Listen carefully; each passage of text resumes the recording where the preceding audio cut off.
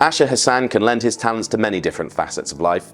A doctor by trade, he has founded multiple startups across fintech and insurtech and invested in AI companies, as well as having been a TED speaker. Currently, Asher is connecting female doctors to millions of underserved patients in real time. He has led a gender-equal insurance proposition created by women who have been excluded from the workforce due to long-term maternity. Asher's session will show you how that model has operated in Asia, how he's bringing it to other markets, and how that can provide healthcare services at a fraction of the cost. Please welcome Hasan. Hello everyone. Let's see where the clicker is. Here it is. Okay, very good. Excellent. Well, that was quite an introduction, wasn't it? Wow, I was really impressed. I was like, is that what I really do? Let me first start off by asking two rhetorical questions. The first question is, can we modify or lower financial risk through the proactive management of health risk? And if the answer to question one is yes, then the next question is, well, what is the most effective way to reduce health risk? Now, these are two questions that I've been grappling with for over a decade via the two companies that I co-founded. The first company is called Naya, Jeevan. Naya Jeevan means new life in Hindi and Urdu, which are the national languages of India and Pakistan, respectively. Naya Jeevan, what it does is it's an insurance intermediary that provides workers in corporate value chains with access to insurance benefits such as health and life insurance.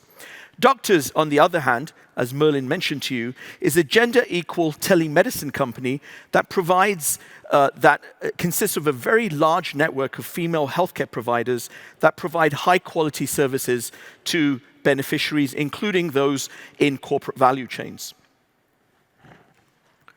Now, before I go on, let me introduce you to Zara. Zara's a 26-year-old woman, and as you can see, she works in a football factory, which is based in Sialkot in Punjab. Some of you might not know this, but Sialkot is one of the largest epicenters of football production in the world. And for those of you who are football fans, and I imagine there are many in the audience right now, I'm going to ask you 4 questions. So let's start off with the first question. Who is the company that these footballs are supplied to? Who's the buyer of these footballs? Anyone? Their logo, by the way, is on the football, so you should be able to guess this. Anyone? Did I hear Adidas? Yes, Adidas is correct. So Adidas, based close to Erlangen in Nuremberg. What is the specific brand name of this football? Does anyone know? It has a specific name. Anyone? Anyone from Brazil? No Brazilians in the audience. Brazuca is the name of the football. It was used in the 2014 World Cup.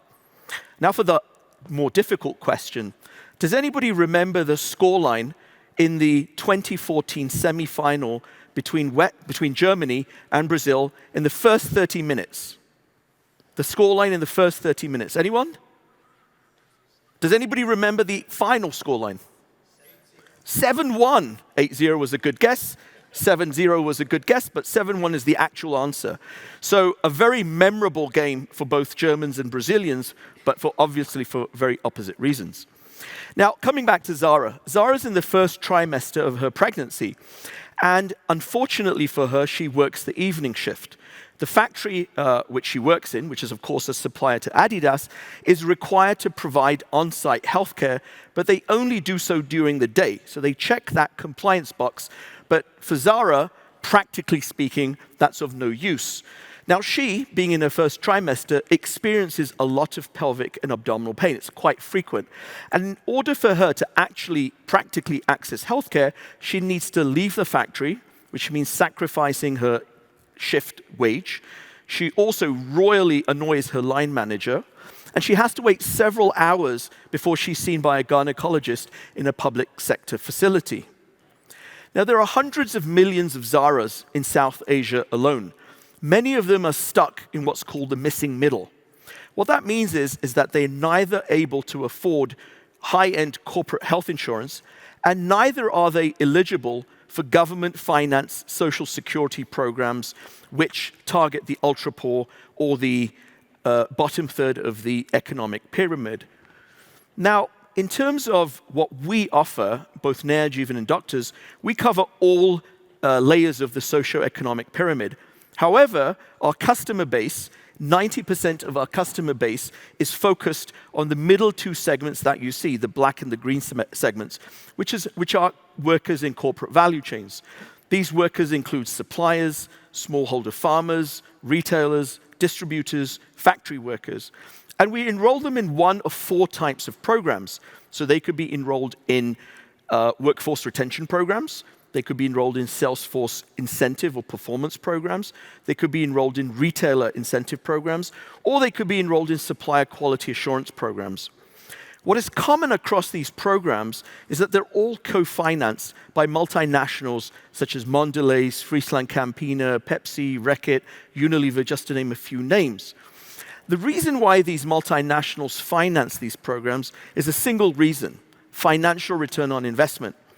And to share some statistics with you, Unilever, over the past 6 years that we've been running this program with them, have achieved a 150% financial return on their investment.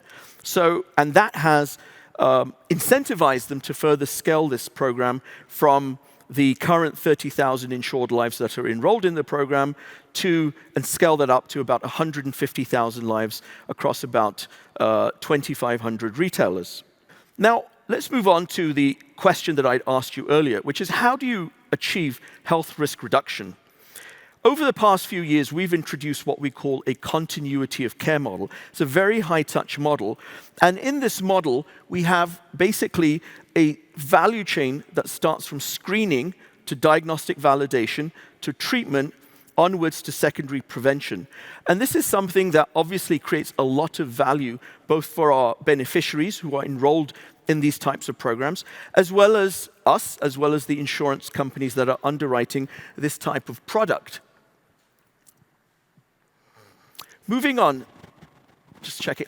In addition to the continuity of care program, we also enroll our beneficiaries in a well-being program. The well-being program provides them with what we call phygital access, or physical and digital access, to workshops such as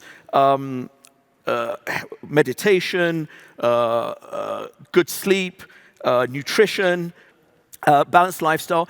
And a lot of these workshops actually increase, again, user experience. And that user experience translates into greater profits, both for us and for our insurance underwriters. And of course, it leads to much better user experience. Now, in terms of technology, that we use, basically it does two things. Number one is it enhances it enables us to do early identification of epidemics. So, for example, if there's an outbreak of, let's say, dengue virus in a specific community, that outbreak can be identified in real time, and we can manage those potential epidemics in real time. The other thing we do with technology is that, as many people know, technology is a great democratizer, and what we do is we aggregate, or we implement this democracy by aggregating large volumes of data from our group health plan members.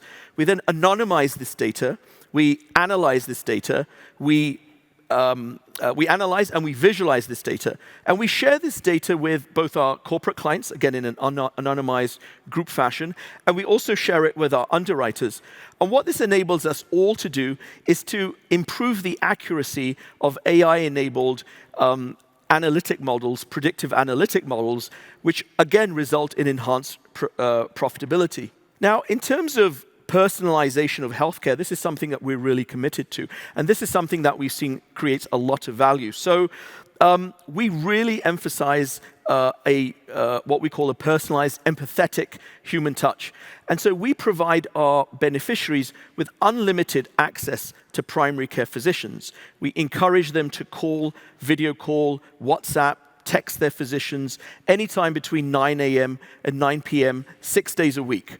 And again, what this does is it engenders trust, and trust leads to customer retention, and customer retention leads to lower health risks lead to lower financial risks lead to increased profitability.